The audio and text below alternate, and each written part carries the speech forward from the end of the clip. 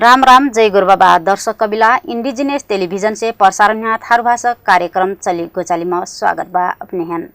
हमरा ई कार्यक्रम में न खास करके थारू समुदाय में रहल विभिन्न पेशा में आबद्ध रहल पेशाकर्मी बुद्धिजीवी वर्ग हुकन से समसामयिक विषय वस्तु मन बातचीत करना करते।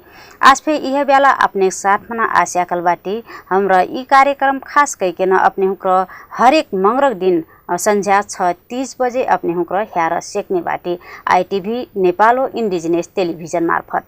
तो आज फे हाम्रो यह बेला अपने साथ में आपुगल बाटी आज में एक जना पौना लेकर आशा बाटू। तो आजुक हमार पौना हुईट हाम्रो खास करके आज चाहिँ थारू आयोग भर्खर TPIS प्रणाली विकास करके याकर यही मन चाहिँ विवरण भर्ना सूचना प्रकाशन करल बा। यी चाहिँ का हो कसिकन भर सेक्ना सेक जाइकन हाम्रा विषयमा बातचीत गर्ने बाटी आजुक पौना न आजुक हमार पौना हुईट थारू आयोगका सदस्य माननीय डाक्टर उमाशंकर चौधरी हाम्रा यी विषयमा न उहाँसित आज खास करके बातचीत करने बाटी उहाँ बातचीत कला स्वागत करी राम राम स्वागत अपने कार्यक्रम में अपने चाहिँ अपने बारे में डांचे बता दी। धन्यवाद सरला बहनी। खास करके हम थारू आयोग एक संवैधानिक आयोग है वो में एक सदस्य के रूप में आज लगभग 4 वर्ष हो गए हमन पसन ओमे काम कइल जाता। खास करके थारू समुदाय का हक हित अधिकार से संबंधित गतिविधि राज्य के सिफारिश करे खर्तिन विभिन्न अध्ययन अनुसंधान के बारे में मन पसंद के गतिविधि कार्यक्रम सब चलत बा। अब थारू आयोग का सदस्य रूप में चाहिँ अपने बाटी कह परल। तो ये थारू आयोग कसिन कहीं न एक ठो आयोग हो या कर काम कर्तव्य और अधिकार का बा बता दिन। खास करके ये नेपाल के संवैधानिक थारू आयोग हो। नेपाल में 13 गो संवैधानिक आयोग है उमन से एगो थारू आयोग है। तो खास करके ये थारू समुदाय से संबंधित थारू समुदाय का हक अधिकार काम कर्तव्य कहाँ कहाँ कौन कौन चीज़ के आवश्यकता हुई ओके अध्ययन अनुसंधान ये सब कोई के राज्य के सिफारिश करे वाला ये संस्था है। नीति राज्य के नीति तथा कार्यक्रम में थारू समुदाय के कहाँ रख सकल जाला कहाँ पाछे बा कौन क्षेत्र में पाछे बा वो हिसाब के अध्ययन कई के आगे बढ़ाए वाला संस्था है। अभी लगभग 6 वर्ष हो गए स्थापना के 6 वर्ष हो गए काम करत। नेपाल के संविधान अहिले लगभग 10 वर्ष चलाता। तो नेपाल के संविधान 2072 में बड़ा स्पष्ट व्यवस्था बा थारू आयोग के। तो वह तह के हिसाब से नेपाल के संविधान 2072 थारू आयोग ऐन 2074 यही के मातहत में अथवा यह सबके उद्देश्य के पूर्ति करे खातिर थारू आयोग चलत बा। जी तो अब कहीं न एक ठो नेपाल में जात जाति आयोग चाहिँ स्थापना होल कह परल। तो आवश्यक का जे यी थारू आयोग को स्थापना हुन आवश्यकता का। नेपाल में सब जात जाति के जब तक विकास नहीं हुई जब तक सब जात जाति आगे नहीं बढ़ी हैं तब तक देश एठो समृद्ध वातावरण अथवा समृद्ध देश नहीं बन सकाला। एक नाते जैसे थारू भैन आदिवासी जनजाति मधेसी दलित मुस्लिम ये सब तह तथा तबका के सबके आगे आए पड़ल। उस हिसाब से ये राज्य महसूस कईना कि समानुपातिक समावेशी के सिद्धांत के हिसाब से सबके सहभागिता मूलक परिवेश के हमन पसन आगे बढ़ावल जे तब नेपाल एठो समृद्ध देश अथवा सुखी देश बन सकाला। वो हिसाब से थारू आयोग की स्थापना भइल बा। अब चाहिँ अब कलिना थारू आयोग में बाटी 18 वर्ष हुइल कह परल। अब चाहिँ ह्यार बेर जस्तो कि नेपाल कन संविधान कही वा अधिकार चाहिँ अब थारू समुदाय पाइसकेलक अवस्था बाकी नहा अभी तक तो नहीं बा। अभी तक तो नहीं बा वो हिसाब से नहीं बा। जैसे 2-3 ठो हम उदाहरण सहित हम रखल चाहब। जैसे समानुपातिक समावेशी के सिद्धांत के हिसाब से सहभागिता के लिए नेपाल के संविधान सुनिश्चित कैले बा।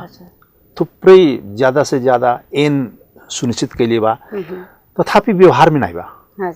तो उके व्यवहार में कैसे ला सकल जाला, कानून में संशोधन करे के पड़ी कि कानून में थप व्यवस्था करे के पड़ी कि संघीय निजामती सेवा ऐन आज 5-7 वर्ष से एठू हैंग अवस्था में बा दिखता बाटे जा सब जने। सर्वोच्च अदालत समावेशी के सवाल में फैसले कैले बा कि 9 महीना भित्र कार्यान्वयन गर्नु गराउनु परमादेश जारी कैले बा, लेकिन अभी उहो नै सब कार्यान्वयन त नै बा। तो एकरे नाते यी विभिन्न तह तथा तबका में पाए वाला जो अधिकार है वो अधिकार न मिलेले के कारण से थारू आयोग सरोकार वाला निकाय चाहे राज्य हो अथवा प्रदेश सरकार हो, संघीय सरकार हो अथवा स्थानीय सरकार हो, कहाँ कहाँ के कहे परी नीतिगत हिसाब से, कानूनी हिसाब से, एन के हिसाब से वो हमन पचन पहल कइल जाता। तो ये 2-2 वर्ष बीत स्याका बेर फे कही न ये निजामती ऐन चाहिँ लागू नहीं हुई कारण हुई नहीं सकला कारण का हुई? ये संघीय निजामती ऐन देखा जाए ये आज 5-7 वर्ष हो गए। पहले के तो निजामती ऐन बटला बा, निजामती ऐन बा, लेकिन ओमे बहुत मॉडिफाई करके परिवर्तन करके ओके लागू करे के अवस्था बा। वो अभी पार्लियामेंट में अभी वैसा पड़ल बा, विभिन्न समिति में के माध्यम से चला था। तो ओमे कई किस्म के ओमे अपन अपन कहल जाना स्पष्ट भाषा में कहल जाता कई आदमी कई तह के ओमे स्वार्थ बा, अपन कैसे ओमे अपन चीज रख सकल जाला, विभिन्न तह तथा तबका के अपन अपन सरोकार बाओं में। एक नाते कुछ ढीलो होता संभवतः इहो सेशन में पास होइले के संभावना बहुत कम बा जहाँ तक ही देखल जाता। अब देखल जा कितना दिन के बाद में संघीय निजामती सेवा ऐन आई। अब चाहिँ जस्तो कि अब भर्खर फेरि थारू आयोग TPIS प्रणाली विकास करल बा, वाकरला फर्म भर्ना विवरण फे निकार स्याकल प्रकाशित कर स्याकल बा। याकर बारे में चाहिँ यी विषय में चाहिँ मैं भीतर जाई चाहतु ये TPIS प्रणाली कलक का हो? TPIS प्रणाली देखल जा एठो ये थारू पर्सनल इन्फॉर्मेशन सिस्टम। ये थारू आयोग से हमन पचन एठू प्रणाली के एठू विकास कैल गए। यो जैसा हमन के बात कैल गए थोड़ा ये कि राज्य के निकाय में कैसे हमन पचन सहभागिता बढ़ा सकल जाला। तो ओके बढ़ाए के लिए तो हमन के अवस्था का बा के तो अध्ययन करे पड़ी।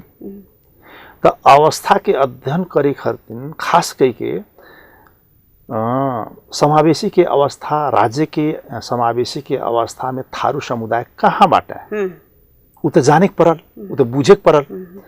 तो उके रियल तथ्य तथ्यांक जब तक नहीं रही तब तक कोनो भी योजना तथा कार्यक्रम में हमन पचन प्रवेश कैल कठिन हो जाला। एकरे नाते हमन पचन ये थारू आयोग, संवैधानिक थारू आयोग ई आर्थिक वर्ष में एक नया कार्यक्रम हमन के रखल गया कि राज्य के निकाय में थारू समुदाय के उपस्थिति कितना बा, कहाँ कहाँ बा, एके जाने खातिर हमन पचन एठू प्रणाली के विकास कैल गए। जैसे अभी आप कहल गए कि TPIS तो थारू पर्सनल इन्फॉर्मेशन सिस्टम करके एठू प्रणाली के विकास कैल गए। ये एठू ऑनलाइन सिस्टम है, ये ऑनलाइन सिस्टम है। ये थारू आयोग के एक वेब पोर्टल बा www.tharucommission.gov.np में जब जाइल जाई तो ओमे एठू TPIS एठू आई साइट आई। तो ओमे जब क्लिक कइल जाई तो वो पेज आगे बढ़ी। तो ये में खास करके कहा कि वो पेज के हमन के डेवलप कइल गए कि थारू समुदाय के जितने लोग हैं वो फॉर्म भरें, हमन पसंद ओकरे बारे में एठू प्रणाली के विकास कैल जा, एठू सिस्टम के विकास कैल जा। उ हिसाब से थारू आयोग ई नया ई रनिंग जो चलता है आर्थिक वर्ष कहीं न एक थो लौ वो एकदम इतिहास में फे पहलो पटक होई। ई प्रणाली याकर कहीं न उद्देश्य चाहिँ ई प्रणाली विकास करना का उद्देश्य का हो? ई प्रणाली के विकास कैले के उद्देश्य का है कि देश में कोनो भी कार्यक्रम अथवा कोनो भी योजना, कोनो भी नीति बनाए खातिर उस समुदाय के उ खंडीकृत जो है तथ्य तथ्यांक की जरूरत पड़ाला। जैसे समावेशी के सवाल में उदाहरण हम देते हैं। समावेशी के सवाल में थारू समुदाय राज्य के कौन तह तथा तबका में कितना बाटे है, अभी ई केहू के नहीं मालूम बा, केहू के जानकारी नहीं बा। तो ओकरे नाते ई आवश्यक भइल कि थारू समुदाय के ई कौन कौन क्षेत्र में कितना आदमी बाटे ओके जानकारी के लिए कोनो तथ्यांक न होइले के कारण हमन पचन के ई थारू पर्सनल इन्फॉर्मेशन सिस्टम अथवा TPIS के विकास करे परन।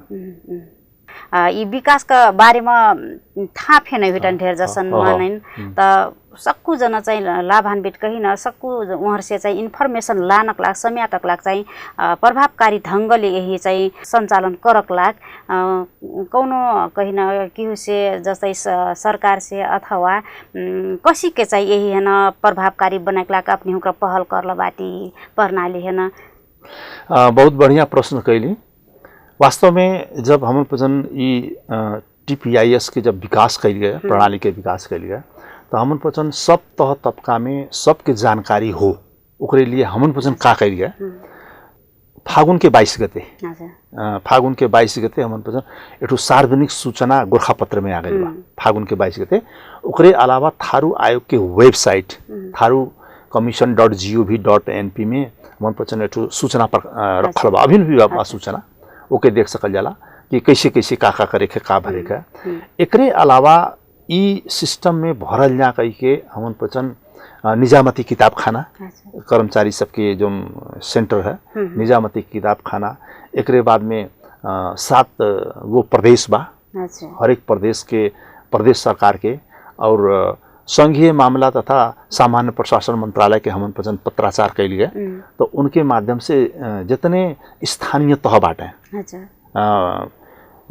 गाँव पालिका, नगर पालिका, महानगर पालिका, उप महानगर पालिका में संघीय मामला तथा सामान्य प्रशासन मंत्रालय के मातहत से सब जगह पत्राचार हो गइल बा। प्रमुख जिला अधिकारी सबके का वाला सूचना चली गइल बा। तो ई हिसाब से हमन पचन सब जगह सूचना के आदान प्रदान कैल बा।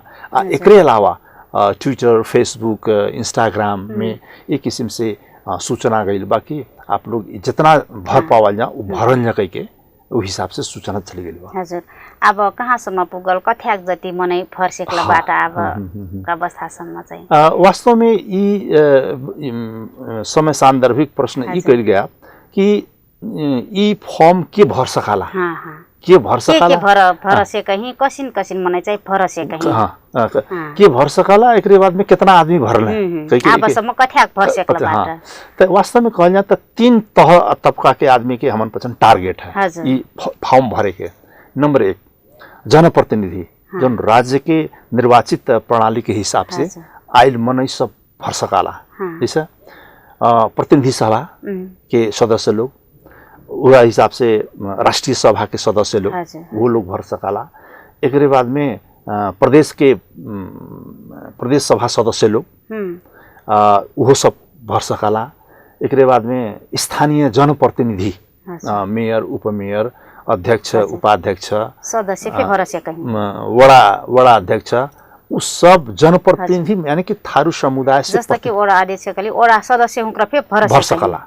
वड़ा सदस्य, वड़ा अध्यक्ष जितने जनप्रतिनिधि कहल जा, वड़ा से लगायत संघ के सब जितने जनप्रतिनिधि हैं सब भर सकाला। भरक परी एक जनप्रतिनिधि। अब दूसर में आवाज जा सार्वजनिक क्षेत्र राज्य के तह तबका में काम कैल संपूर्ण व्यक्तित्वहरू जैसे निजामती कर्मचारी सब, प्राध्यापक, शिक्षक, एक बाद में सुरक्षाकर्मी, बैंक तथा वित्तीय संस्था में काम करे वाला थारू समुदाय के आदमी, संस्थान लगायत सब क्षेत्र के आदमी एमे भर सकाला।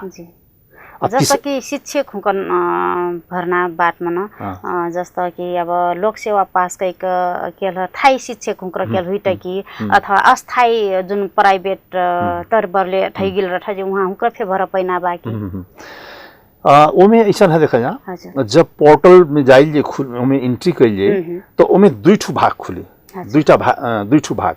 नंबर 1 निजी सेवा में काम करे वाला निजी, दूसर सरकारी सेवा में काम करे वाला।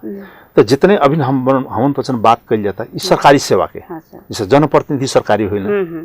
एक बाद में निजामती, प्राध्यापक, शिक्षक अनि बैंक वित्तीय संस्थान लगायत यी सरकारी सब होइन। सरकारी में अरूबाट जैसे प्रदेश तह में काम कैल र स्थानीय तह में काम कैल कर्मचारी ये सब भर सकना ये सरकारी सेवा। अब आवाज निजी सेवा, जैसे आप कहा गया कि बोर्डिंग के शिक्षक हो सकना तो निजी हो, तो निजी में जो सरकारी में नहीं है, जैसे उदाहरण के लिए चिकित्सक, वह हिसाब से इंजीनियर जो प्राइवेट में काम कर रहे हैं, वह हिसाब से आप सब भी कला संचारकर्मी, कलाकार, खिलाड़ी, माने जितने ये निजी क्षेत्र में जितने बात हैं सब वो आदमी जब पोर्टल खोल जी तो दुई क्षेत्र में जब आई, एक तो सरकारी सेवा ठक्क उचरी गई, एक बाद निजी सेवा तो डॉक्टर हैं तो निजी क्लिनिक चला के बैठल बाटना, वकील भइना, तो ये सब भी उमें भर सकना ठक्क जब वो पोर्टल खोली है तो वो भर सकना।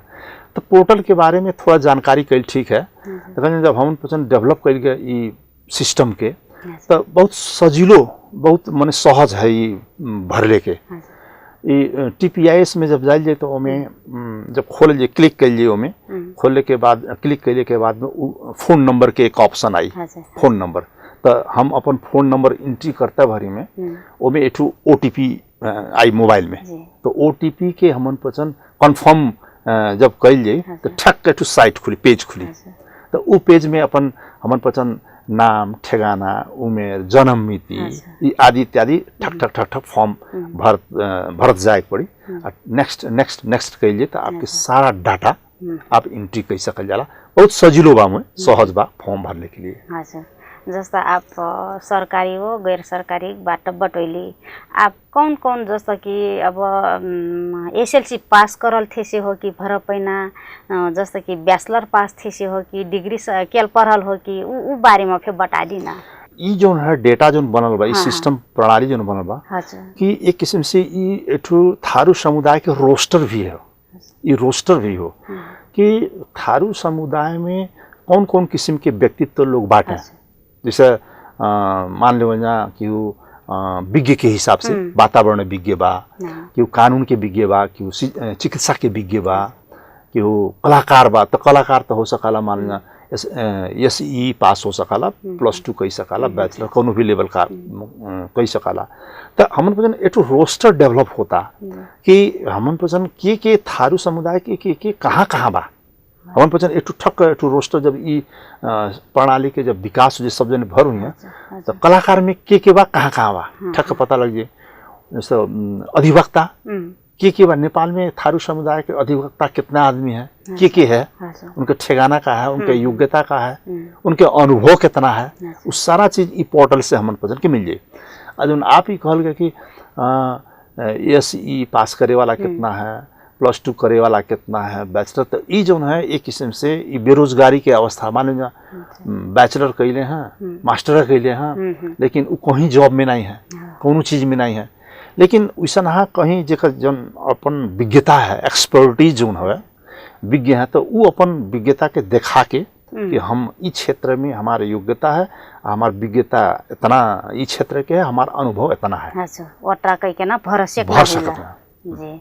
वस्तो कना अब जस्तो कि आबद्ध रहल मने त भरल, तर रिटायर हुइल मने फे बट उहाँ हमको न फे लेना हुई, उहाँ हमको फे भर सकना अवस्था बा भर सकला। जैसे रिटायर होला आदमी, जैसे मान लीजिए निजामती सेवा भइल, सुरक्षाकर्मी भइल, अथवा और कोनो सेक्टर के आदमी रिटायर हो गए, तो उनके तो निजी क्षेत्र में जाके, जैसे हमन के कहल गए निजी क्षेत्र सरकारी क्षेत्र दुई क्षेत्र में, तो निजी क्षेत्र में जाके उनके विज्ञता कौन विषय में बा, जैसे प्रशासन में है कि वकील हैं कि डॉक्टर हैं कि इंजीनियर हैं कि वो कितना बरस के अनुभव है उनका, रिटायर हो गए ना तो 20 बरस 25 बरस 30 बरस के अनुभव बा, कौन क्षेत्र में बा, प्रशासन में, शिक्षा में, स्वास्थ्य में, खाने पानी में, अथवा वातावरण में, पर्यावरण में, तो वो अपन विज्ञता के हिसाब से निजी क्षेत्र के में कॉलम में जाके वो अपन एंट्री कर सकता है।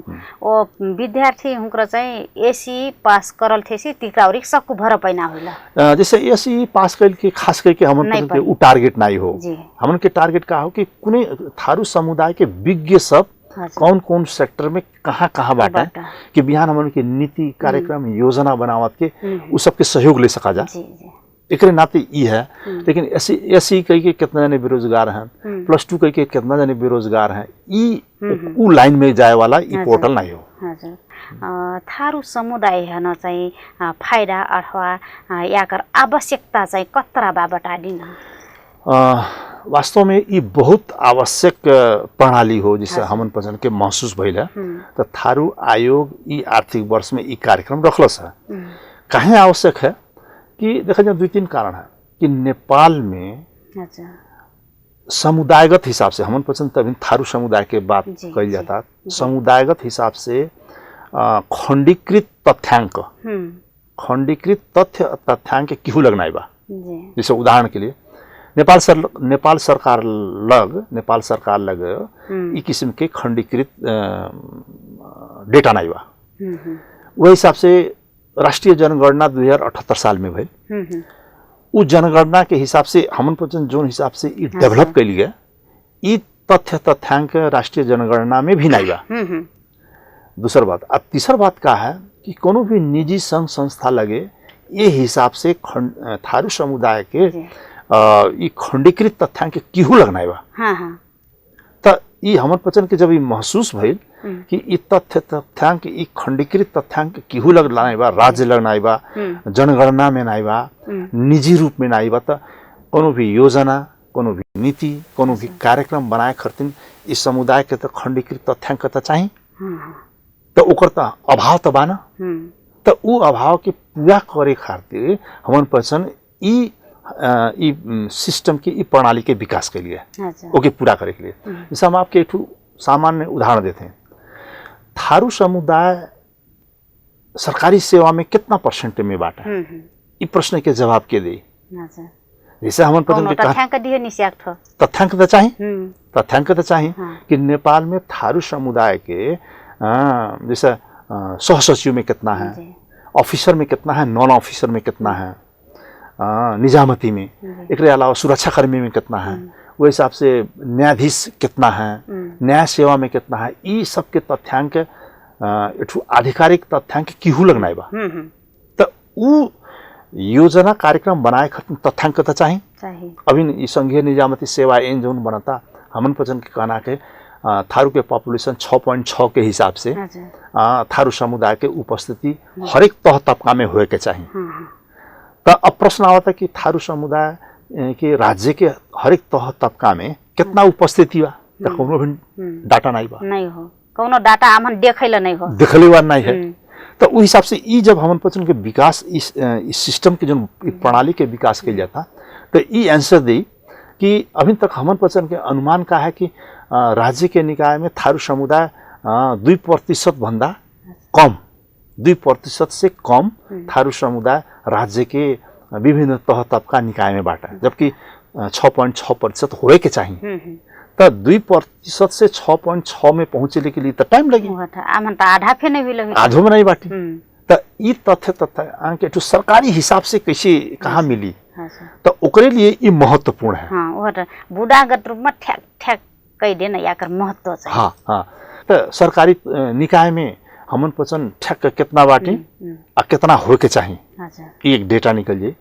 दूसरा एक फायदा का है कि विविध क्षेत्र में ये खाली सार्वजनिक सेवा नहीं, खाली निजामती कर्मचारी भर में नहीं, राजनीतिक प्रतिनिधित्व में थारू समुदाय हमन पचन के एक्सपेक्टेशन का है कि 14 से थारू समुदाय के प्रतिनिधि होने के चाहिए जनप्रतिनिधि के सवाल में। हमन पचन के 6.6 के हिसाब से 1400 होना चाहिए। तो 1400 में हमन पचन कितने बाटी ये तो पता लग जाए ना, इसे ये पता लग जाए। अब तीसरका में आवल जा, तीसरा मुद्दा में कहा है कि निजी क्षेत्र में कि वो निजी क्षेत्र में वकील हैं, डॉक्टर हैं, इंजीनियर हैं, वातावरण विज्ञ हैं, कलाकार हैं, शिक्षक हैं, आदि इत्यादि निजी क्षेत्र में तो हैं। तो उस सबके भी हमन पसंद ज्ञान, उस सबके अनुभव बिहान के योजना बनैले में, नीति बनैले में, कार्यक्रम बनैले में सबके समेट सकल जाला। तो ये 3-4 ठो जो महत्वपूर्ण है बात है। तो ये प्रणाली से इस सिस्टम के विकास कैले के बाद में बड़ा सहज हो जाए खंडीकृत तथ्यांक के लिए।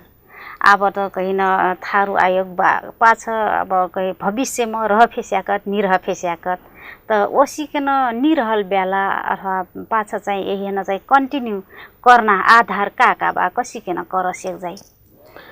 एक बात यह देखल जा कि नेपाल एठू समृद्ध असुखी नेपाल बनैले खरतिन जब तक हरेक तह तबका के, हरेक जात जाति के, हरेक वर्ग के, हरेक लिंग के, हरेक समुदाय के जब तक आगे नहीं है तब तक ऊ परिकल्पना कईल मुश्किल बा। एकरे नाते उही तहत थारू समुदाय के हरेक क्षेत्र में जब तक सहभागिता नहीं हुई तब तक ये उचित नहीं है, आगे नहीं बढ़ मिली। एकरे नाते उस सब के हक अधिकार सुनिश्चित कराए के लिए चाहे थारू भैन, आदिवासी जनजाति, महिला, मुस्लिम, मधेसी, दलित जितने हैं सबके आगे ले के लिए तत्त आयोग तत्त कार्यक्रम एक ल्यावल बहुत जरूरी बा। बिहान इस सब जितने भाई एठू थीमेटिक विषयगत कहल जाना विषयगत आयोग जितने हैं यदि पाए वाला अधिकार मिले वाला एठू कार्यक्रम जब सब आके एठू आगे बढ़ जाए हैं तो वो टाइम में एक औचित्य नहीं भी हो सकला।